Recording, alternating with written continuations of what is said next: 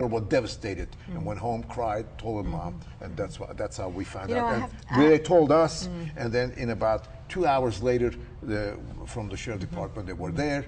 A week later, we got the man, front page. You know, he's in jail. Yeah. Thank God. I have to tell you, years ago. Now I have a son. He's 50 years old. This happened when he was 8. He's decided instead of taking the bus to go to school, he takes the shortcut to go to school and walk. That's the danger. Well, it is, yeah, but you figured how many years ago is this? Yeah. And now that all the pornography, 69, everything is going on. So maybe this was 1967. Yes, so you're not. It's not like It's we are not today. like it is today. You know, I mean, it was bad, stuff like that was out there. I mean, if we did not put a stop to this and to lock him up, we really did the man favor. He could have hurt somebody. He could have hurt one of the kids, and then it would have been, this guy would have been going on and on and on to the next one. So thank God we put stop to it. He's in a jail.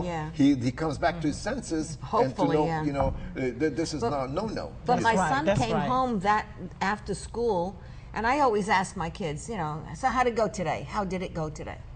Oh, Mommy, you never know what happened to me this morning. This morning? This is like afternoon already. Okay. I said, I'm walking to school, and he said, a car pulled up. And he said, I'm glad I listened to you. And he's 8 years old. Yeah. I'm glad I listened to you. I said, what happened, Bill? He said, a man stopped and said, you going to school? And I said, yeah. He said, you want me to drive you to school? No. He said, then I remembered what you said. Don't ever, I don't care who it is, even if it's our neighbor, don't get in the car. No. So he said, you know what I did? The car was coming this way, so I ran that way. Good, good. Well, he ended up going to school. The next day, I said to Bill, I want you to walk again, but I'm going to drive a block away behind you. Pretend you don't know me. Fortunately, the guy never showed up. Yeah, we just try one thing at a time. Yeah. But, even back then. Oh, I know. And we're sitting, another incident, this last story, we're sitting as mothers, we're sitting in our front of our house. We're one house away from the corner. Well, us mothers are there. No, we're keeping our eye on, you know, the kids are there. You know, the kids are okay. Two cars come, and they wanted to take our kids for a drive. We didn't know any of this until all of a sudden all these kids are running back, and they're running each one to their own mother. Like, what got into you guys? What's going on? The car, did you see that red car? Did you see that red car? Yeah, we saw a red car. That car wanted us to get in a car and go for a ride. Wow. You have to be very careful this I'm telling you, you have to drill it into the kids' heads. Because it's worse today. It's worse today. I mean, it really is. It really is worse. And you know, even when you were talking, Vicki, because I remember years ago when I was I think I was about a little girl. Yeah, just a couple of years ago. Yeah. Just a couple of years ago when you was a little girl. Yeah. This boy, he said he was going to be my boyfriend. He was older than me, and he said he was going to be my boyfriend. And my grandmother allowed me to go to the mall with him. And on the way back from the mall, he tried to rape me. And thanks be to God, you know, I was able to run and get away from him. But, you know, just like you're saying, we trust people and we think and we let our guards down, and the very person that we trust is the very person that will, you know, we'll be a victim to. Another thing, excuse me, another thing that it's bad, you know, us parents don't watch. As parents don't watch to do. This phone call came into me a few weeks ago, and the mother wanted me help the son, you know, son 18. I said to him, I said, what kind of problem? He says, well, I got in a surgery, my back, I had disc, and I had some pain medicine. And this pain medicine, I go there to take it, you know, and it's not there, it's missing. So eventually, my son got onto him and everything, and he's forcing me to take this pain medicine because he says he has a backache. So I believed him, and I'm taking, now he's on Oxycontin, and now he's on this thing. Now he's a drug addict. I said, you see, you have to be guarding your medication in a safe place, just like you guard your gun.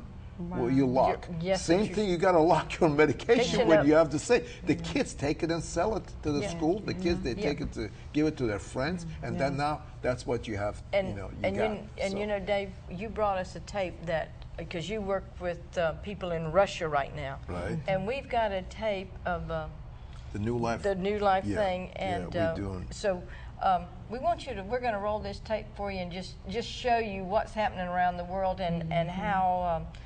We're a part of just a big world here, and it affects everybody. That's so true. You watch this tape.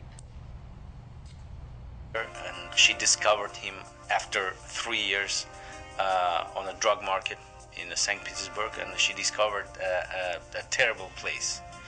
And she asked me and some of my friends to come with her to find her brother. We discovered in St. Petersburg there's not only a city above ground, there's also one below. We walked in the underground passageways. It's just sewer system there, the rats. We find her brother, but we find a lot of more young people with him. Young men and women live in these passageways who get addicted to drugs. Hundreds of young people. And they was very rotten. They had infections on those bodies.